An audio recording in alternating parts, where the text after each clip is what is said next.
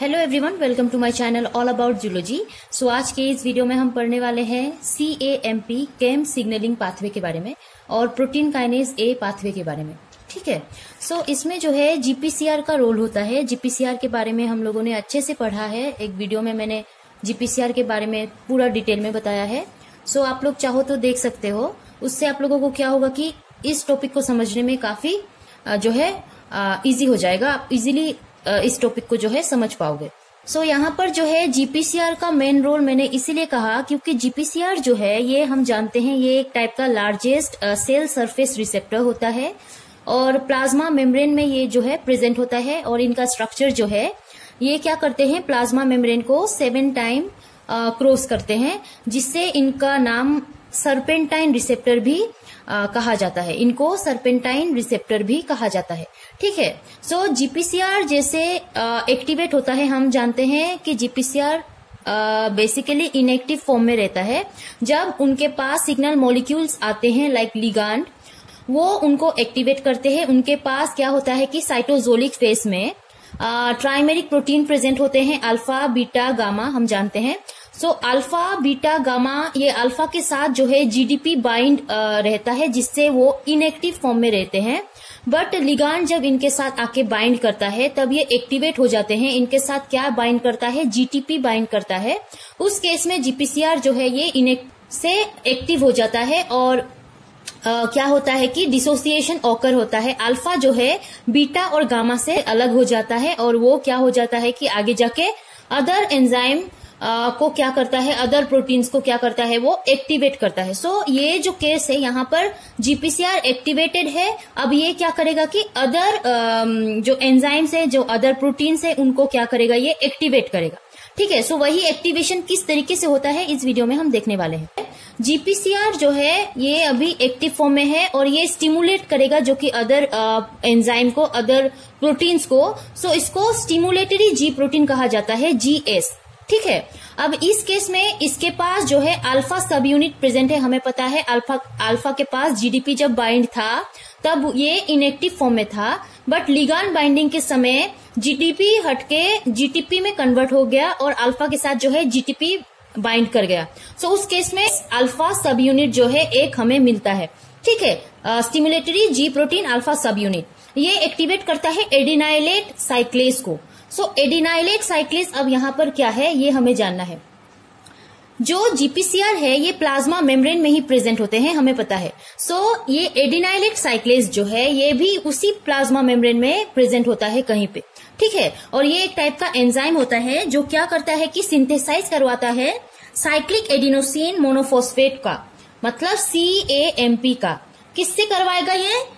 Adenosine triphosphate के द्वारा करवाएगा। ATP के हेल्प से क्या करवाएगा, ये CAMP को एक्टिवेट करवाएगा, या बोल सकते हो सिंथेसाइज करवाएगा। ठीक है, सो ये बेसिकली एंजाइम होता है। अब GPCR जो एक्टिवेटेड है वो अपना GS अल्फा सब यूनिट जो हमें मिला है उसके हेल्प से ये एडिनाइलेट साइक्लेज के पास जाएगा और एडिनाइलेट साइक्लेज से क्या करेगा कि ये बाइंड करेगा।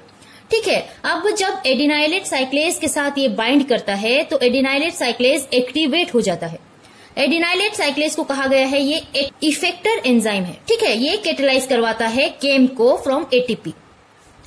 अब केम्प जो है ये क्या होता है, CAMP जो हमें पढ़ना है इस टॉपिक में, ये क्या होता है, ये एक टाइप का सेकेंडरी मैसेंजर है।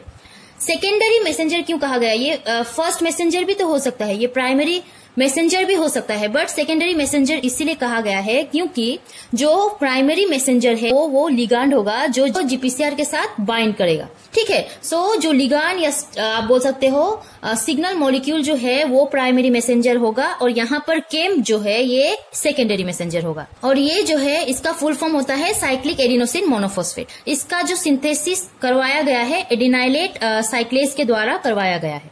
ठीक है, हम देखेंगे पाथवे में।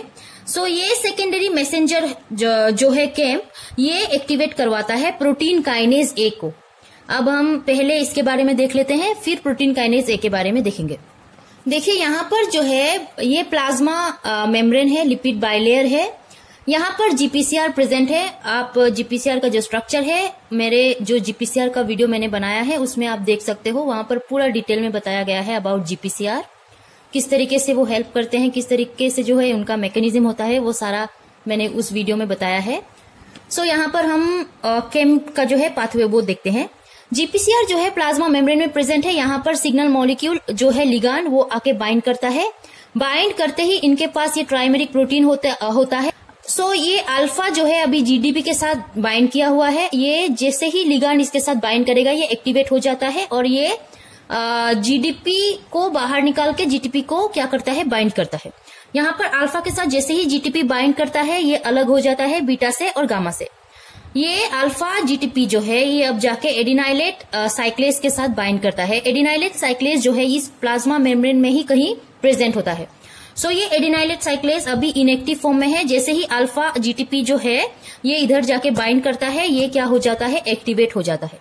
एक्टिवेट होते ही इसका काम होता है कि ये एटीपी से केम का सिंथेसिस करवाए।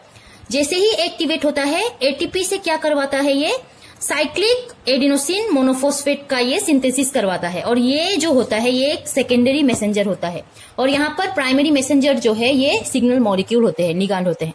ठीक है, सो ये रहा अबाउट केम। किस तरीके से केम का जो है सिंथेसिस करवाया गया है वो मैंने यहाँ पर बताया है। अब हम देखते हैं प्रोटीन काइनेज ए के बारे में, क्योंकि अगला काम होता है केम का। जीपीसीआर ने अभी इस तरीके से केम का सिंथेसिस करवाया है। अब जो भी प्रोसेस होगा वो केम के द्वारा करवाया जाएगा। यहाँ पर जो है केम और प्रोटीन काइनेज ए के बारे में पढ़ेंगे।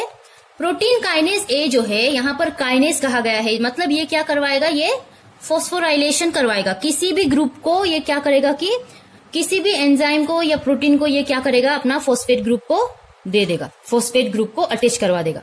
ठीक है, सो ये बेसिकली सीरीन थ्रियोनिन को ही अपना फॉस्फेट देता है। अब ये जो प्रोटीन काइनेज है ये इनएक्टिव फॉर्म में है, मतलब ये सारा जो हो रहा है पाथवे ये सेल के अंदर हो रहा है। ठीक है, अब ये इनएक्टिव फॉर्म में है। प्रोटीन काइनेज ए जो है इसके पास दो अपना कैटालाइटिक सब यूनिट और दो रेगुलेटरी सब यूनिट होते हैं। प्रोटीन काइनेज ए का मैं आपको स्ट्रक्चर दिखाऊंगी।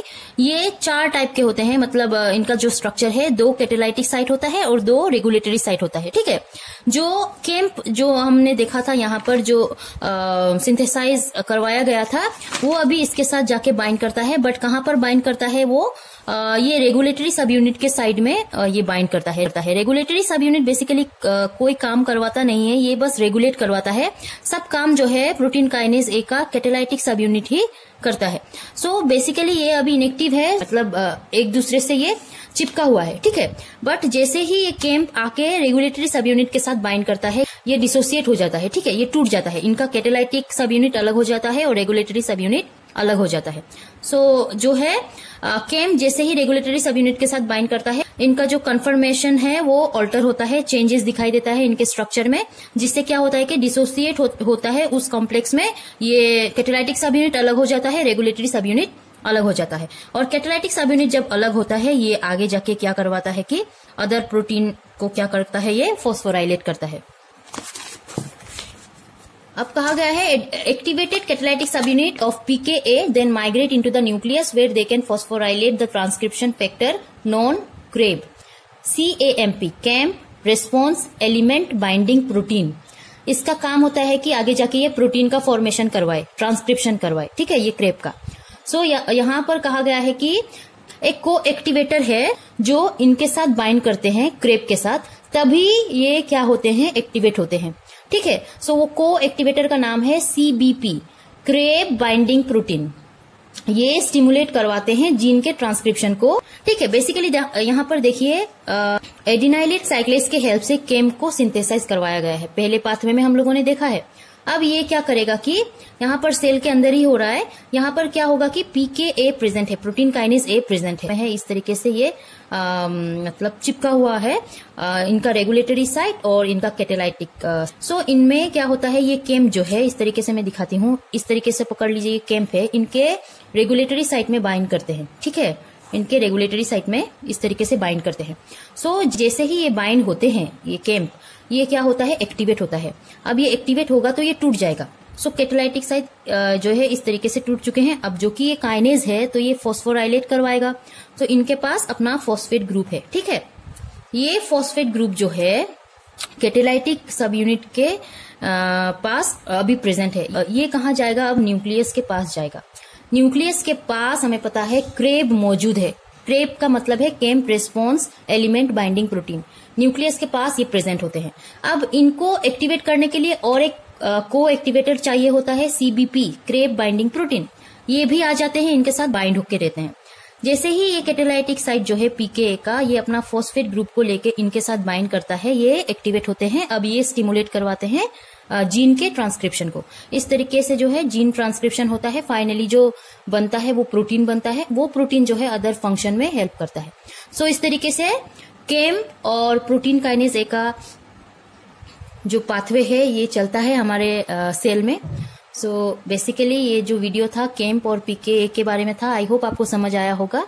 अगर समझ आया हो और अच्छा लगा हो तो इस वीडियो को लाइक कीजिए। मेरे चैनल को सब्सक्राइब करना प्लीज मत भूलिएगा। टिल देन पढ़ते रहिए। Take care and bye bye.